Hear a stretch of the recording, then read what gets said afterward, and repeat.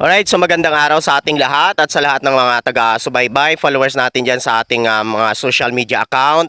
Ngayong araw guys, so mayroon lang ako ditong ipapakita sa inyo or ipakilala sa inyo. Ito po yung tinatawag nila na living fossil na kung saan ito po ay nagkakaedad na daw ng mahigit 300 million na taon.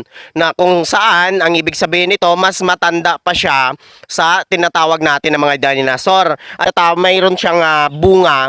Itong bunga na to guys, ito kung makikita nyo dyan sa taas, yan po yung bunga niya. So kung makikita nyo, pero ito yung bunga niya, hindi ko lang alam kung ito ay kinakain siya. So ito ang yung tanda dito sa amin ng pitugo na to, no? Mga nasa, itinanim siya mga almost 20 years na to sa amin. So yung tawag namin dito sa kanya is pitugo. So ngayon, ito na siya, napakatanda niya, mga nasa 20 years na to yung tanda niya. Pero sabi doon sa isang eksperto, yung